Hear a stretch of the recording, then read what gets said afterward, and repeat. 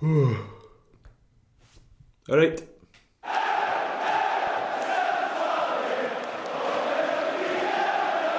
Hello everyone, welcome back to the channel. It's Monday, it's Ryan Christie's birthday. Very happy birthday to you, Ryan. I got you some shooting lessons for your birthday. Hopefully they've arrived in the post pronto. But yeah, it's another disaster for Celtic. Another absolute disaster in a season of disasters. We did the post-match live reaction last night. John joined me. You can check that out above if you really feel that way inclined. But one thing that has been coming into my mind since the game is just how far this Celtic team have fallen and how long it's going to take us to get back to where we were not so long ago. Now, I don't think we're ever going to get back to the stage where we're winning trebles every season, 4 years in a row. That's just not going to happen, because that was a period of unparalleled dominance in probably football history, certainly Scottish football history. We're not going to get back to that, but in terms of getting back to being the dominant team in Scottish football, which we have been for basically all of the 21st century, how long will it take us to get back to that level? Winning the league should always be the expectation for any Celtic team, any Celtic manager. It's the bare minimum in many ways. It's what we're judged on. Yes, Europe is great, and I do think we should put more emphasis on Europe than we have in recent years, and the cups are great, but the league title is what managers and players are judged on at Celtic, and that won't change. That should always be the minimum expectation for any Celtic team next season. But is it, by the same logic, realistic that this Celtic, a new Celtic team with probably a new Celtic manager and all the other various parts of the club that are going to be fresh next season, can come in and win the league? There's a couple of examples in the past of this working. Probably the two best Celtic seasons in the 21st century have come with new management regimes following on from pretty poor, disappointing seasons. So you go back to Martin O'Neill's first year, I think it was season 2000, 2001. We go on to win the treble in his first season. We better our league points tally by 28 points from the previous season. That's a massive total. I mean, that's 10 wins. You go into Brendan Rodgers' first season, equally.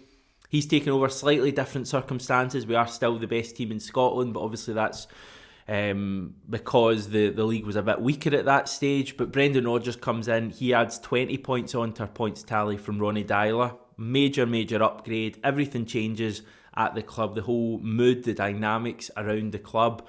So that just shows that a new manager, a box office name like O'Neill or Rodgers, can come into the club and can transform the club when things seem much worse than they perhaps are. But that didn't just happen by chance. Both O'Neill and Rodgers were huge appointments for the club. You could tell that with the reaction both of them got when they were unveiled. Added to that, they were backed substantially by the board.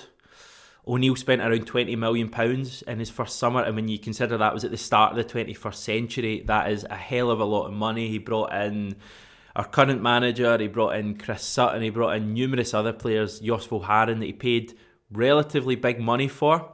Brendan Rodgers didn't spend the same amount of money 15 years later in terms of transfer fees, but he more than made up for that with the wage bill. Scott Sinclair, Moussa Dembele, Kolo Toure, all of those players would have been in the higher bracket of Celtic earners that season. So both of those managers were back substantially, and we got the rewards as a result.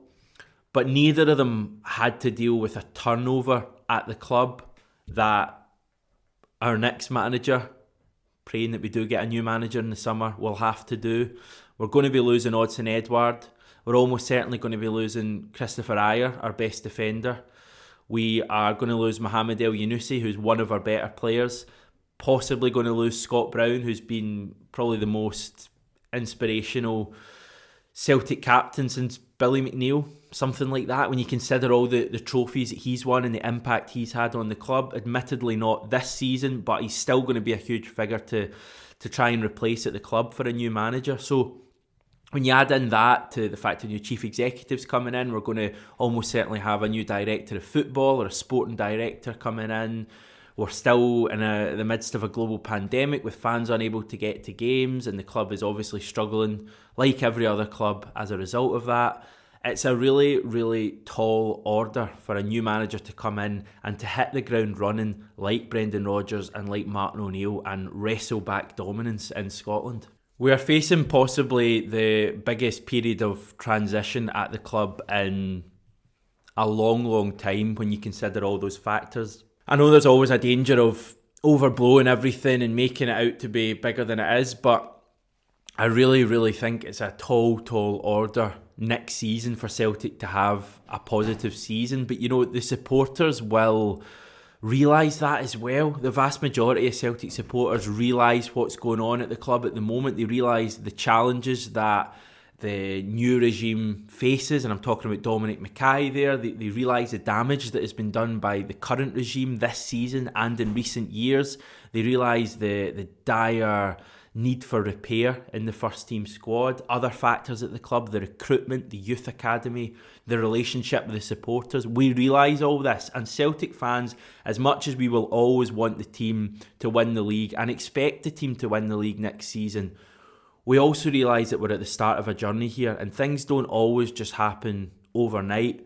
And that's why I hope that when Dominic Mackay comes into the club, or even prior to when he comes into the club, I hope that there's a communication from him to supporters, informing supporters of his plans. Not every single detail, we don't need to know all that. We just need to have a general overview of what he's planning to do at the club, the areas he's going to target to improve, and they are quite obvious. I've already mentioned them in this video, and how he's going to go about doing it. What's the end goal? I spoke to David Webb last year about the importance of a long-term target, a 3, a 5, a 10-year vision for the club. What is the end goal? Where do we want to get to? Is it going to be getting back to the top of Scottish football? Is it going to be improvement in Europe? Is it the last 16 of the Champions League? Is it the Champions League group stage regularly? Is it all of that? We can accept that. We just want to know the overview for the club and how we're going to get there. And Celtic fans will buy into it. But at the moment, with the way things are going with the current regime and just the reluctance to do anything about a failing Celtic manager and a failing Celtic team, the fans are just more turned off than ever. In terms of the question I've asked, how long will it take Celtic to get back to where we want to be, to go on this journey and to undo the bad work that's been done over the last wee while?